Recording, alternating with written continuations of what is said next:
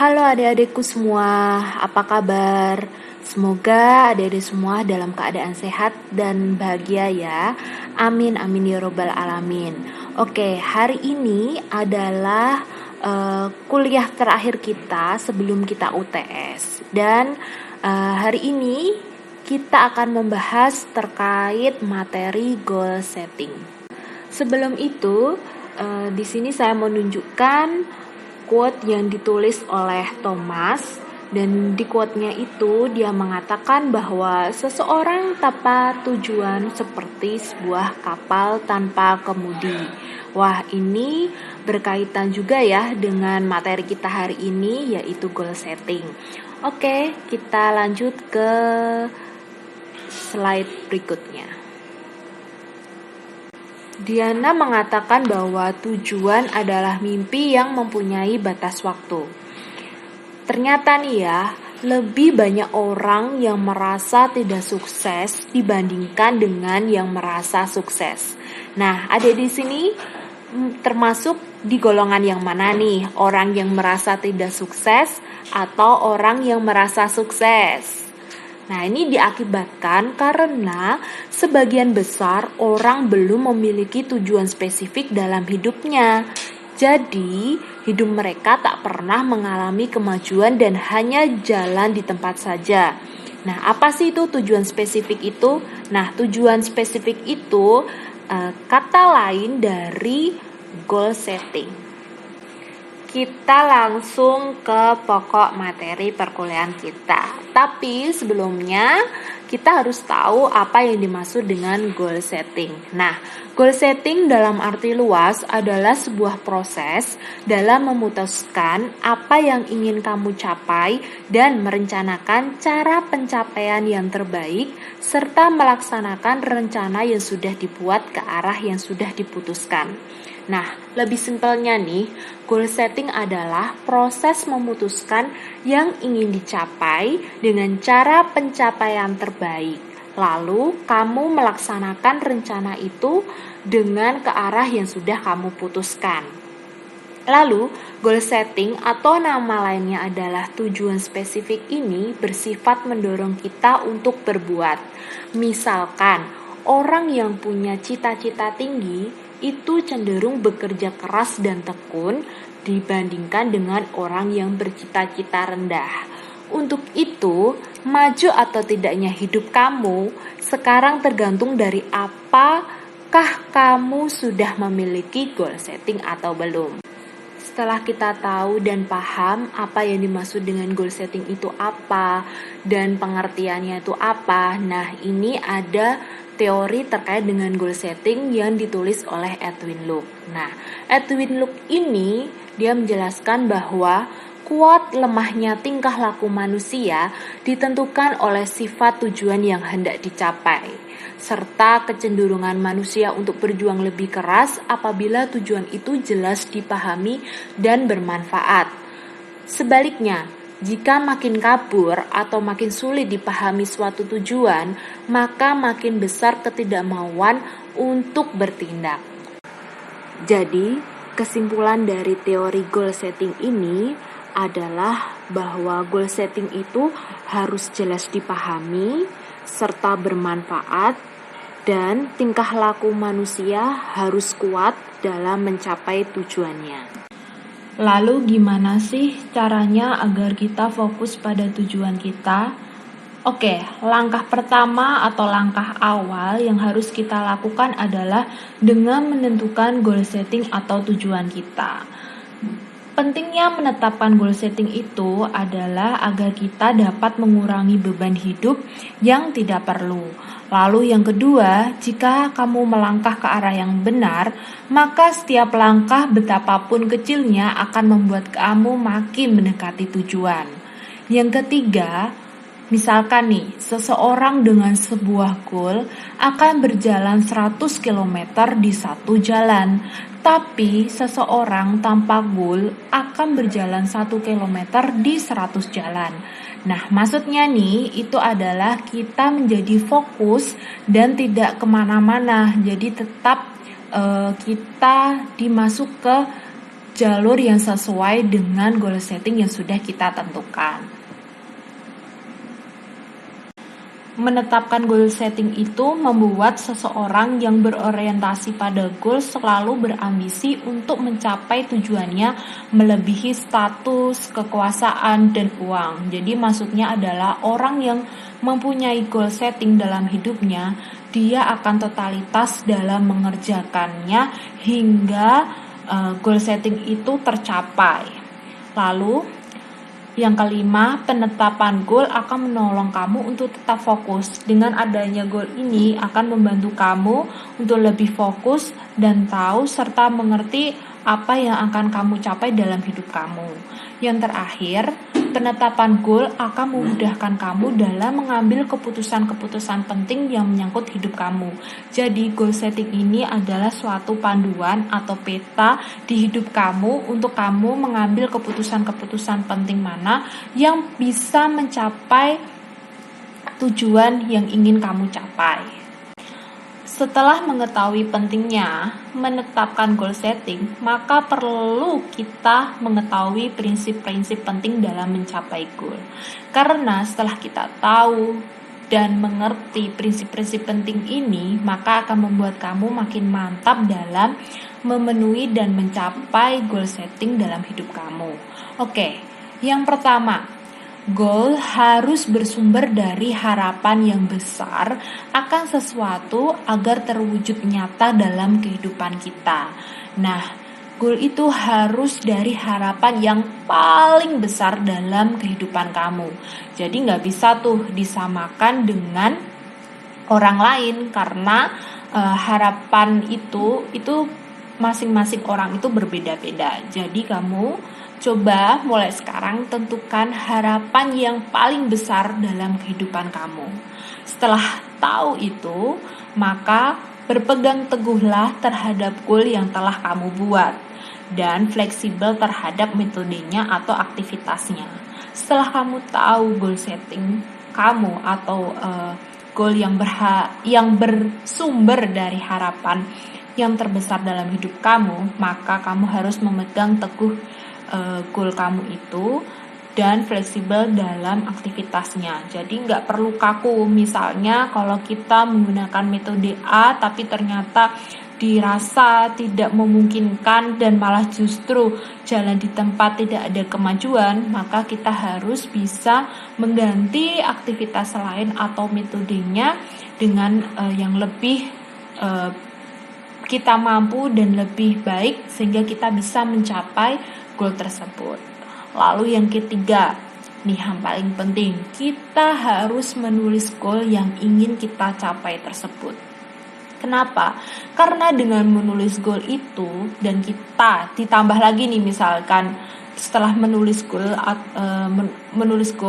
yang bersumber dari harapan terbesar dalam hidup kita dan menempelkannya misalkan di dinding atau di tempat-tempat yang sering kamu lihat atau yang sering kamu tempati atau kamu kunjungi di rumah kamu atau di kamar kamu, itu membuat kamu semakin termotivasi, semakin semangat, semakin ingat apa tujuan terbesar dalam hidup kamu.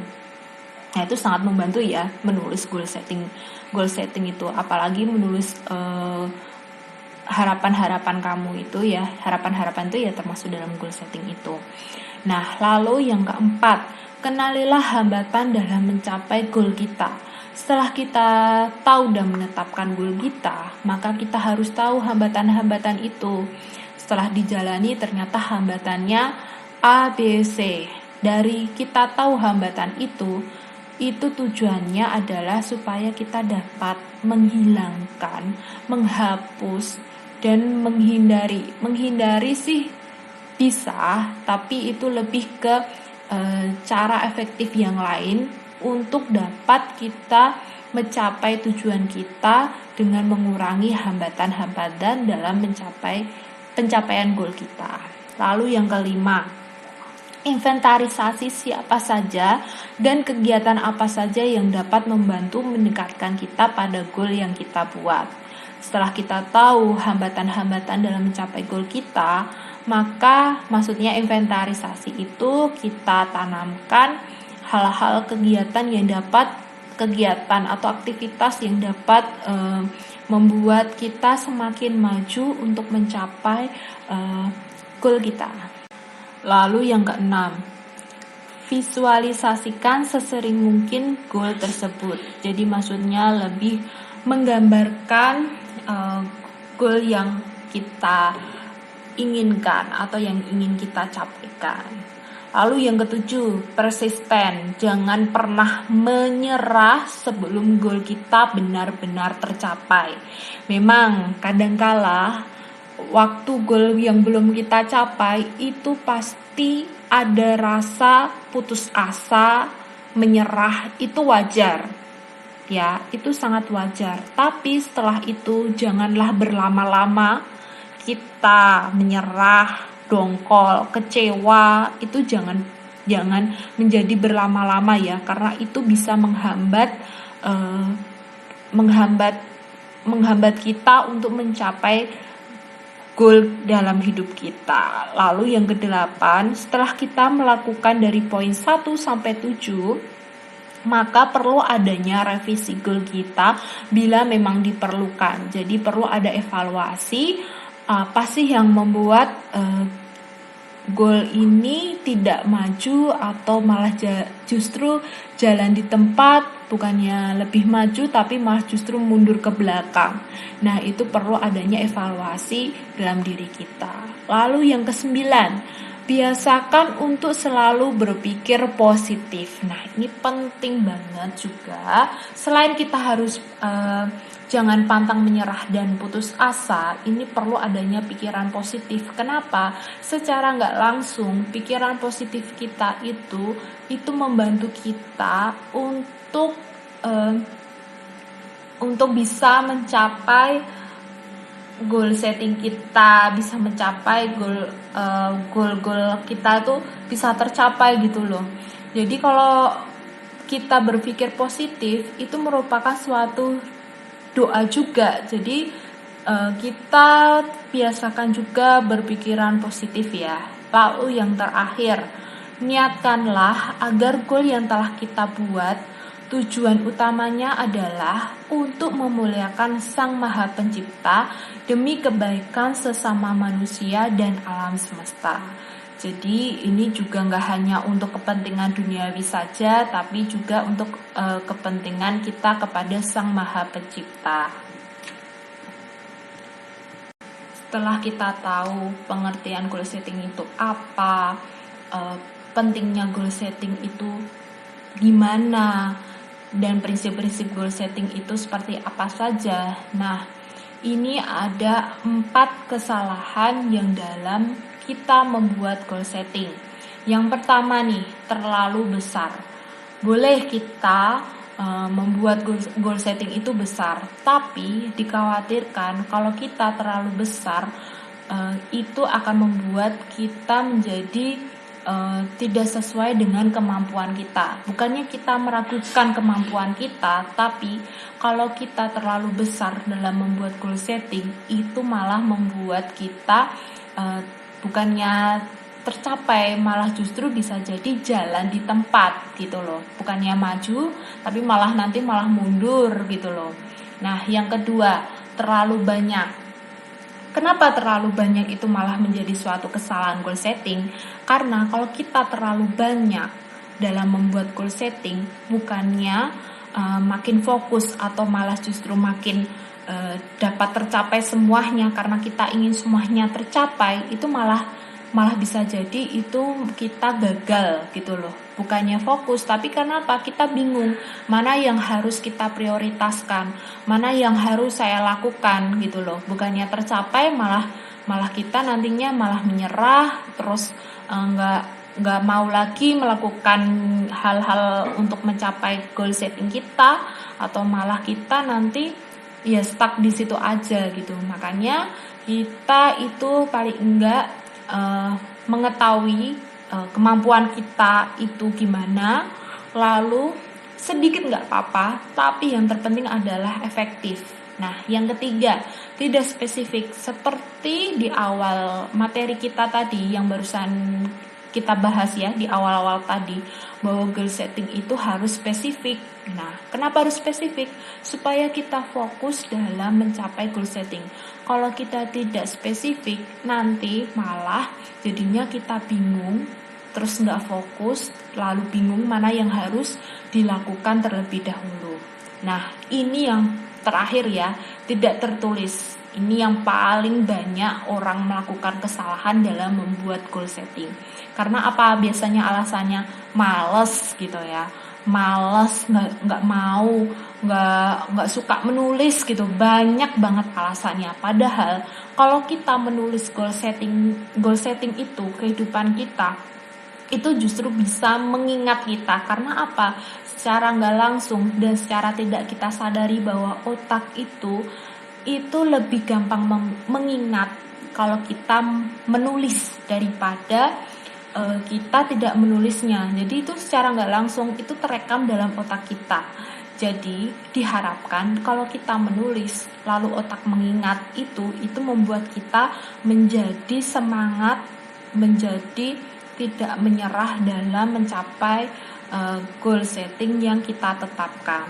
Jadi kalau nggak suka nulis di buku karena apa, jadul atau apa, ya bisalah kita memanfaatkan gadget kita. Jadi nggak harus untuk bermainan medsos atau game, bisa kita lakukan dengan menulis goal setting itu di dalam gadget kita. Kalau misalnya lebih senang menulis di dalam gadget daripada menulis dalam buku gitu ya. Agar mengurangi kesalahan dalam membuat goal setting, maka perlu adanya SMART goal. Apa itu SMART goal? Nah, SMART goal itu yaitu yang pertama, spesifik atau jelas dan spesifik, measurable atau terukur, attainable atau dapat digapai, realistic atau realistis sesuai kondisi, dan terakhir adalah time bound atau memiliki target waktu. Jadi, dalam goal setting itu perlu adanya unsur SMART goal. Kenapa? Karena goal setting itu perlu jelas dan spesifik. Nah, spesifik tadi apa? Tadi di awal perkuliahan kita harus fokus gitu. Dan terukur itu setelah jelas dan spesifik harus terukur. Terukur itu apakah ini mampu kita lakukan dalam waktu 1 tahun ke depan atau 5 tahun ke depan atau justru bisa 10 tahun ke depan. Lalu dapat digapai setelah kita menentukan goal kita apa, jelas dan spesifik serta terukur, apakah ini dapat digapai oleh kita. Jadi itu juga digabungkan dengan realistis sesuai kondisi adik-adik saat ini atau yang sesuai dengan kondisi atau kemampuan adik-adik ya. Lalu yang terakhir ini sangat penting ya, memiliki target waktu. Kenapa harus memiliki target waktu? Karena ini ya, saya yakin semuanya adik-adik juga mengalami ya, itu kalau kita nggak memakai target waktu, itu kita malah justru terlena dan merasa bahwa oh masih lama kok target ini gitu kan, oh masih ini kok, oh masih itu kok, ternyata tidak sesuai dengan goal kita, malah kita terlena gitu loh. Jadi perlu adanya target waktu supaya apa? Kita terpicu dan termotivasi untuk bisa mencapai goal kita. Oke, sekarang kita akan membahas terkait gimana kita merancang goal setting dalam hidup kita. Nah, ini salah satunya adalah merancang orientasi masa depan. Nah, gimana sih Bu caranya merancang orientasi masa depan? Caranya dengan buatlah suatu rancangan tentang sasaran, tujuan atau target yang ingin kamu wujudkan dalam hidup. Contohnya, kamu ingin menargetkan dalam 5 tahun ke depan atau 3 tahun ke depan, kamu sudah bekerja di salah satu perusahaan besar gitu.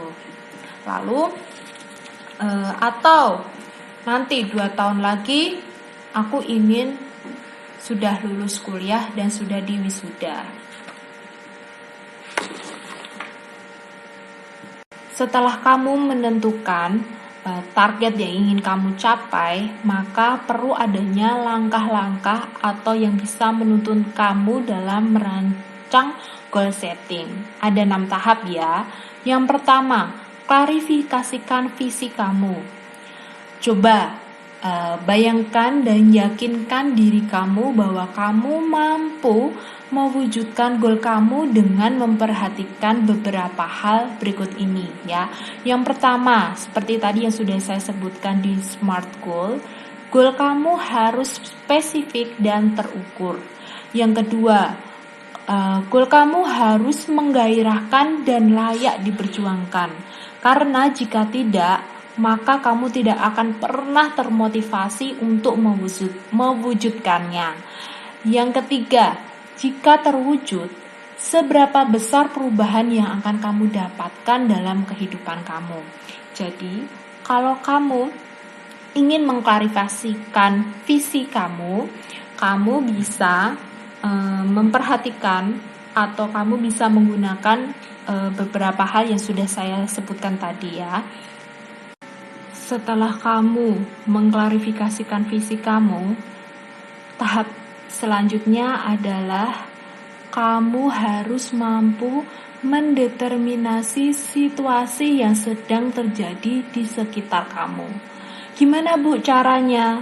Caranya seperti iklim persaingan, yang kedua keterampilan, yang ketiga posisi pasar atau sosial kamu, yang terakhir adalah sistem yang sedang berlangsung di lingkungan kita. Nah, mungkin ini membingungkan ya kalau kata-katanya ini ya. Yang terpenting adalah kamu tahu situasi yang terjadi di lingkungan kamu itu seperti apa, supaya kamu bisa menyesuaikan dengan target kamu dan kamu bisa membaca apa yang bisa menjadi hambatan-hambatan kamu nantinya dalam mencapai goal setting kamu. Begitu. Lalu tahap yang ketiga, setelah kamu menemukan siapa diri kamu dan mendeterminasi situasi di sekitar kamu, maka kamu akan menemukan sejumlah pilihan dan sumbernya. Opsi itu antara lain yang dapat mengubah pola kerja kamu. Nah, seperti apa sih itu, Bu? Ya, ini ada pertanyaan-pertanyaan yang bisa membuat kamu menemukan opsi yang dapat mengubah pola kerja kamu. Ya seperti ini ya. Yang pertama, pertanyaannya, apa yang dapat kamu mulai lebih awal dari biasanya? Yang kedua, apa yang dapat kamu perbaiki dan menjadikannya lebih baik? Yang ketiga, hasil apa yang dapat kamu terima setiap hari? Jadi di poin 3 ini atau di tahap 3 ini itu kamu bisa dibantu dengan pertanyaan-pertanyaan ini untuk bisa melakukan tahap selanjutnya. Karena dengan kamu menjawab pertanyaan-pertanyaan ini secara nggak langsung, itu kamu dapat mengoreksi diri kamu dan dapat mengubah pola kerja kamu yang ternyata itu mungkin tidak baik dan bisa mengganggu serta menghambat kamu dalam mencapai goal setting kamu. Misalkan nih ya, saya contohkan mengubah pola kerja. Apa yang dapat kamu mulai lebih awal dari biasanya? Biasanya misalnya mulai lebih awal dari biasanya, misalnya saya belajar untuk UTS di 2 minggu ke depan atau 3 minggu ke depan. Jadi saya belajar sebelum UTS itu dimulai. Lalu apa yang dapat kamu perbaiki dan menjadikannya lebih baik?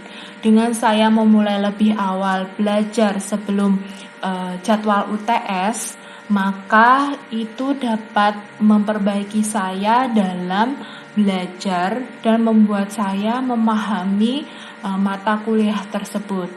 Lalu hasil apa yang dapat kamu terima setiap hari? Hasilnya yang dapat saya terima, jadi saya lebih paham materi saya menjadi bisa tahu, bisa menanyakan kepada hal-hal yang mungkin tidak saya pahami dan dapat saya tanyakan kepada dosen saya atau teman-teman yang lebih memahami itu. Nah, ini contohnya ya, goal setting saya misalkan untuk bisa mencapai misalnya IP 3,99 begitu. Nah, itu bisa ini contohnya ya untuk mengubah pola kerja untuk bisa mencapai IP 3,99 begitu. Lalu tahap yang keempat, kamu perlu membuat agenda kerja yang berisi rencana kerja kamu selama setahun. Nah, ini sesuai dengan mata kuliah kita di materi sebelumnya, yaitu di manajemen waktu, bahwa perlu adanya agenda yang terdiri dari penjadwalan kita, baik itu secara mingguan ya. Nah, yang mungkin bisa dipakai juga tugas dari saya yang terkait untuk membuat rencana jadwal adik-adik dalam 1 minggu ke depan. Nah, ini salah satunya ya, bisa perlu membuat agenda kerja. Lalu lakukan beberapa hal berikut ini. Yang pertama, kemarin itu kan tugasnya semingguan ya. Kalau yang ini contohnya yang di PPT ini selama setahun gitu. Nah, yang pertama, bagilah 1 tahun kamu menjadi kegiatan mingguan, bulanan, dan semesteran. Nah, kemarin kan saya menugaskan adik-adik untuk membuat agenda selama 1 minggu ke depan. Nah, ini bisa dilanjutkan nih kalau kalian ingin mencapai goal setting kalian, ya ini setelah mingguan naik levelnya dengan bulanan. Nah, setelah udah terbiasa dengan jadwal bulanan, naik ke semesteran. Nah, setelah itu jangan lupa membuat daily dan weekly plan. Itu penting supaya apa? Supaya kita terbiasa dengan kegiatan-kegiatan yang sudah kita atur atau sudah kita rencanakan.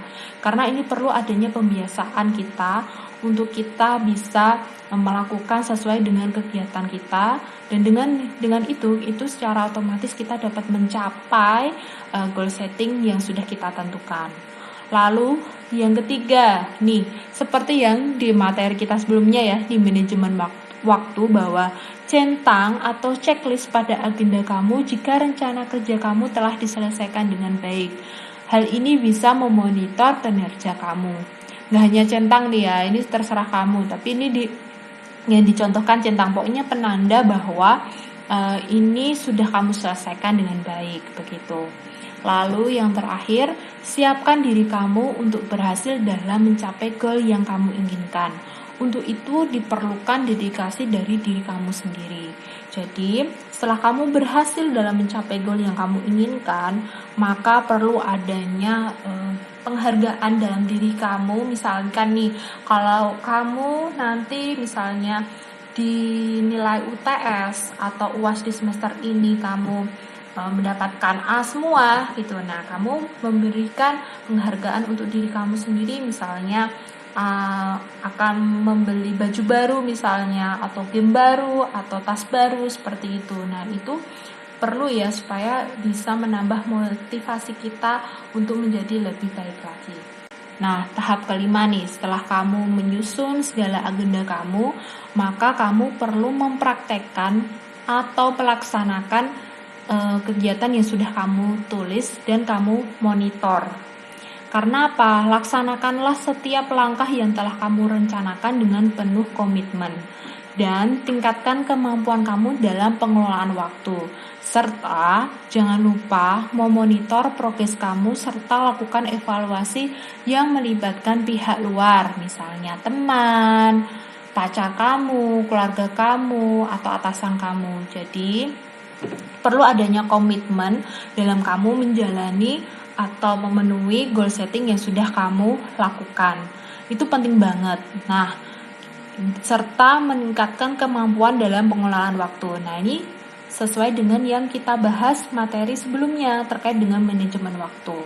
Jadi nggak langsung 1 jam misalnya, aku belajar mau 5 jam atau 6 jam seharian, itu otak tuh bakalan nggak mampu. Kalau kita seharian misalnya besok ujian tuh nggak akan mampu. Nah, contohnya itu gitu, kita bisa mengelola waktu kita dengan kita belajar nyicil misalnya, oke, sebelum UTS aku belajar yang di awal-awal pertemuan deh, aku cicil gitu. Nah, setelah nanti ditingkatkan dengan kamu sudah terbiasa dengan pola belajar kami yang seperti itu, apalagi di masa pandemi ini ya, kita harus pintar-pintar dalam pengelolaan waktu. Kalau enggak, nanti kamu akan terbuai dengan waktu luang kamu sendiri gitu, malah justru nanti malah merugikan kamu sendiri gitu loh. Lalu mengevaluasinya dengan melibatkan orang lain atau pihak luar. Karena apa? Pihak luar itu bisa membantu kita mengoreksi diri kita hal-hal apa yang mungkin terlewati oleh kita atau yang kita ternyata itu tuh kita tidak ketahui gitu loh.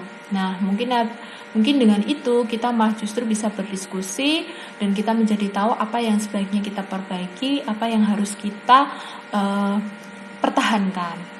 Lalu yang keenam, yang pasti ya, capailah goal kamu. Jadi selamat mencoba ya untuk 6 tahap ini. Semoga rancangan-rancangan kamu terkait goal setting dalam kehidupan kamu ini bisa dapat tercapai ya.